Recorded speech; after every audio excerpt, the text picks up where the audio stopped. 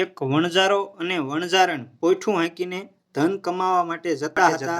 તેમાં તેમને વચમાં ડાકુ મળ્યા અને ડાકુએ તેમનું બધું ધન અને માલ લૂંટી લીધા અને સ્ત્રી ઉપર બધા ઘરેણાં પણ તેઓએ ઉતારી લીધા. એટલે વણઝારો હવે સાવ નિર્ધન થઈ ગયો અને ભિખારી થઈ ગયો.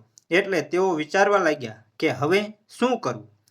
એટલે તેઓ ચાલતા જતા હતા. ત્યાં તેમણે જંગલમાં એક સાધુની ઝૂંપડી જોઈ. તો વણઝારાએ વિચાર કર્યો કે લાવ હું સાધુ પાસે જાઉં તો સાધુ મને કાંઈક રસ્તો બતાવશે. એટલે વણઝારો અને વણઝારણ પહેલા સાધુ પાસે ગયા અને સાધુને પગે લાગી અને બધી આપવીતી કહી સંભળાવી કે સાધુ મહારાજ, મને કોઈક એવા શેઠને બતાવો કે હું મારી પત્નીને ગીરવે મૂકી અને એની પાસે પૈસા લઈ હું ધંધો કરી શકું. તો સાધુ મહારાજને આ વણઝારા ઉપર દયા આવી. એટલે તે વણઝારાને એમના એક પરિચિત શેઠ પાસે મોકલ્યો કે જા, આ બાજુના ગામમાં એક શેઠ રહે છે, તેને ત્યાં જઈ તું આ વાત કરજે. એટલે વણઝારો બાજુના ગામમાં શેઠ હતા તેમની પાસે ગયો અને ત્યાં જઈને શેઠને બધી વાત કરી અને કહ્યું કે મારી પત્નીને ગીરવે રાખો અને મને રૂપિયા આપો. મારી પાસે જ્યારે રૂપિયા થાય ત્યારે હું મારી પત્નીને રૂપિયા ભરી છોડાવી જઈશ. એટલે શેઠે તેની પત્ની સામે જોયું અને તેની પત્ની ખૂબ જ રૂપાળી હતી અને મનમોહક હતી. શેઠનું મન લલચાયું અને તેણે કરડી નજરથી બંજારાની પત્ની સામે જોયું અને તે વણઝારાને રૂપિયા આપવા માટે તૈયાર થઈ ગયા. હવે વણઝારો તેની પત્નીને મૂકી અને રૂપિયા લઈ વ્યાપાર કરવા ચાલ્યો ગયો. વણઝારાએ ડુંગળીનો વેપાર ચાલુ કર્યો.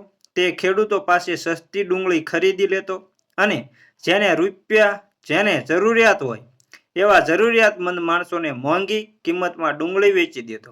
આ રીતે વણઝારો પછી ખૂબ જ રૂપિયા કમાયો. એની પાસે શેઠના લીધેલા રૂપિયા થઈ ગયા અને એની પાસે બીજા વધારે રૂપિયા પણ થઈ ગયા. એટલે વણઝારાને થયું કે હવે લાવ હું મારી પત્નીને છોડાવી આવું. એટલે વણઝારો પાછો શેઠ પાસે ગયો અને શેઠને કહેવા લાગ્યો કે આ તમારા મેં વ્યાજે લીધેલા પૈસા ગણી લ્યો અને મને મારી પત્ની પાછી આપી દો. તો શેઠ ઠાવકું મોઢું કરીને કહેવા લાગ્યા કે તારી પત્ની તો 2 મહિના પહેલાં જ મૃત્યુ પામી અને મેં એનો ઈલાજ પણ ઘણો કરાવ્યો. એની ઘણી દવા કરાવી પણ તે સાજી ન થઈ. એટલે હવે મારે રૂપિયા નથી જોઈતા, કારણ કે હું તારી અમાનત સાચવી ન શક્યો. તેથી હું તને તારી અમાનત પાછી આપી નથી શકતો. એટલે મારે તારી પાસે રૂપિયા પણ ન લેવાય. તો વણઝારો કહેવા લાગ્યો કે શેઠ, હવે જે થવાનું હોય તે થઈ ગયું. જો મારી પત્ની મારી પાસે હોત અને એનું આયુષ્ય પૂરું થઈ ગયું હોત તો પણ તે મરી જાત. તેથી તમે તમારા રૂપિયા લઈ લો અને મને કર્જમાંથી મુક્ત કરો. પરંતુ શેઠ માન્યા નહીં અને તેના રૂપિયા લીધા નહીં અને વણઝારાને વિદાય આપી. હવે વણઝારો પાછો જંગલમાં ગયો અને સાધુને પગે લાગી શેઠે કહેલી વાત બધી સાધુ મહારાજને કહી. એટલે સાધુ મહારાજ તે શેઠને પહેલેથી ઓળખતા હતા અને તેઓ પામી ગયા કે શું વાત છે. તેમણે સમાધિમાં જોઈ લીધું કે શેઠ આ વણઝારાની પત્ની ઉપર મોહિત થઈ ગયો છે અને તેની પત્નીને પાછી આપવા માંગતો નથી. એટલે સાધુએ હવે વણઝારાને કહ્યું કે અહીં થોડે દૂર એક રાજા રાજ્ય કરે છે અને તે રાજા ખૂબ જ સારા, વિવેકી અને પ્રજાપ્રિય છે. તો તું તેમની પાસે જા અને આ બધી વાત કર અને રાજા પાસે ન્યાય માંગ. એ તારો ન્યાય જરૂર કરશે. એટલે વણઝારો હવે તે રાજ્યમાં પહોંચ્યો અને રાજાને બધી આપવીતી કહી સંભળાવી અને ન્યાય માટે ગુહાર લગાવી. એટલે રાજાએ હવે તે શેઠને રાજ્યમાં બોલાવ્યો, હાજર કર્યો અને શેઠને પૂછવામાં આવ્યું કે તે આની પત્નીને રાખી છે અને તું પાછી નથી આપતો. તો શેઠે કહ્યું કે હું કઈ રીતે પાછી આપી શકું. હું યમરાજ પાસે જઈ એને પાછી લાવું તો થાય, કારણ કે તેની પત્ની તો મૃત્યુ પામી છે. તો રાજા એ શેઠને કહ્યું કે તમારી પાસે કોઈ ગવાહ કે સાક્ષી ખરો? તો શેઠે કહ્યું કે હા, એક વૈદ્ય છે અને તેનો એક વૈદ છે અને તેનો અગ્નિ સંસ્કાર કરવાવાળા એના 4 કાંધ્યા પણ મારી પાસે સાક્ષીમાં છે. શેઠે ખૂબ જ ઈમાનદારીથી અને સચ્ચાઈ ભર્યા સ્વરોથી રાજાને કહ્યું અને રાજાએ તે સાક્ષીઓને પણ પૂછ્યું. પહેલા વૈદને પૂછ્યું કે તમે દવા કરી હતી? તો વૈદે કહ્યું હા, દવા તો બહુ સારી કરી હતી, પરંતુ તે બચી શકી નહીં.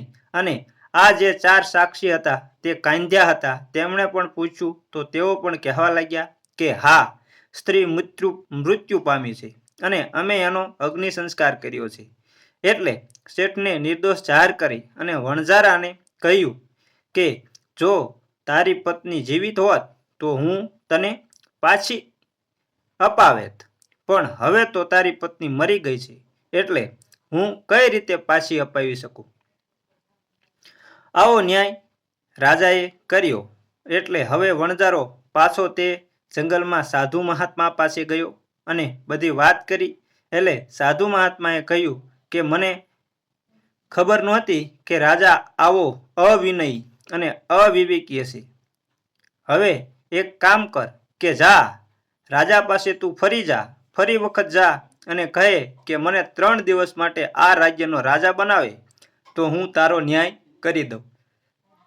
એટલે વણઝારો પાછો રાજ્યમાં ગયો અને રાજાને બધી વાત કરી કે સાધુ મહાત્મા, જો તમે 3 દિવસ માટે આ રાજ્ય આપો તો મને મારો ન્યાય મળે. રાજા પરોપકારી તો હતો જ, તેને તરત હા પાડી દીધી કે જો તને ન્યાય મળતો હોય તો હું 3 દિવસ આ રાજ્ય સાધુ મહાત્માને આપું છું. એટલે વણઝારાએ સાધુ મહાત્માને વાત કરી તો સાધુ મહાત્મા તે રાજ્યમાં આવ્યા અને તેમણે રાજપાટ સંભાળ્યું.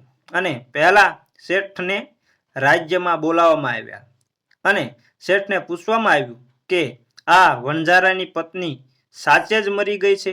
તો તેણે પૂરા રૂઆબથી કહ્યું કે હા, અને એના સાક્ષી પણ મારી પાસે છે. તો તે સાક્ષીઓને પણ બોલાવવામાં આવ્યા.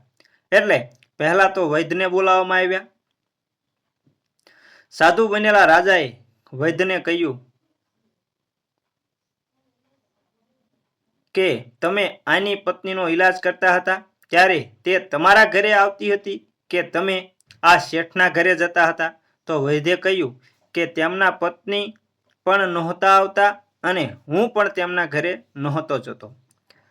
શેઠ આ સ્ત્રીની રોગની દવા મારી પાસેથી લઈ જતા હતા તો તમે તેની તપાસ કર્યા વગર જ દવા કરતા હતા.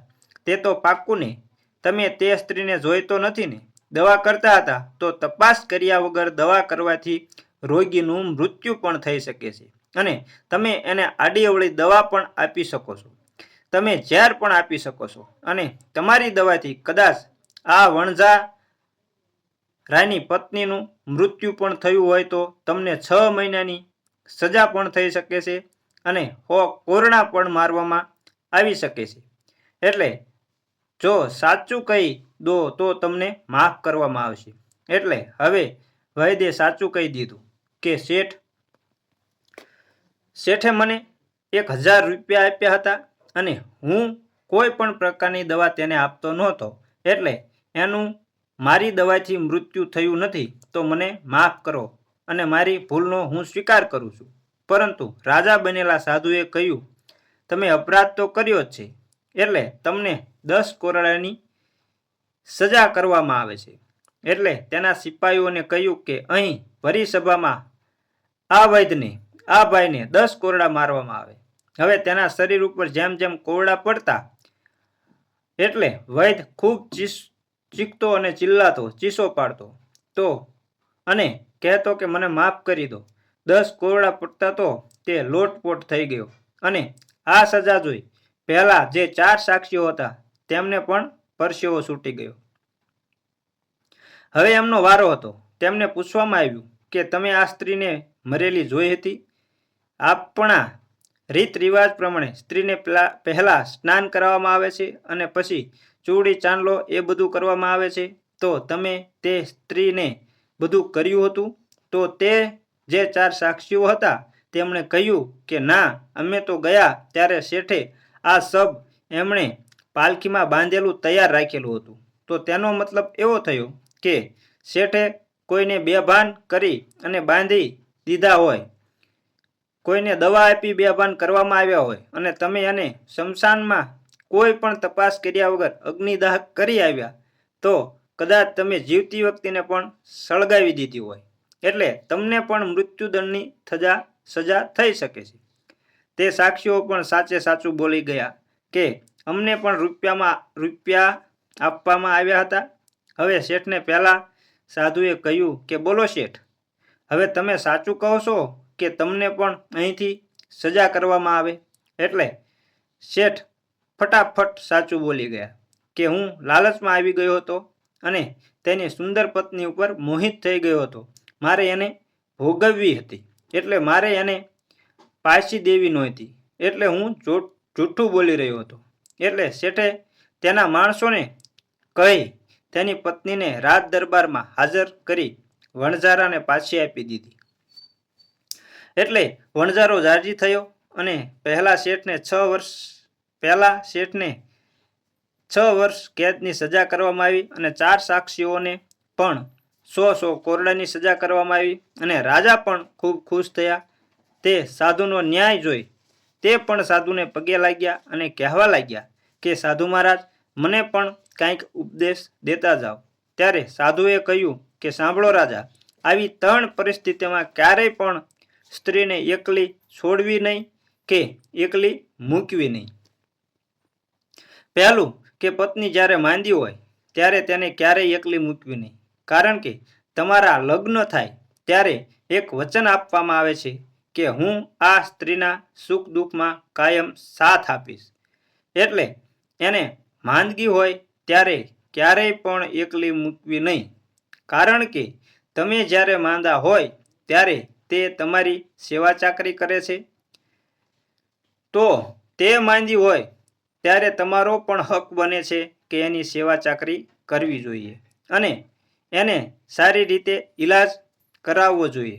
હવે બીજી શીખ કે પત્ની ઉપર જ્યારે ખોટું આળ આવે, કોઈ ખોટા અપશબ્દો બોલે, તેની ઉપર લાંછન લાગે, તેની સાથે કોઈ દુર્વ્યવહાર કરે, તેના ચરિત્ર વિશે ખરાબ વાત કરે, ત્યારે તમારે તેનો સાથ ન છોડવો જોઈએ, કારણ કે તે તમારા ભરોસે તો તે તેના મા બાપને છોડી અને તમારી સાથે આવી હોય છે.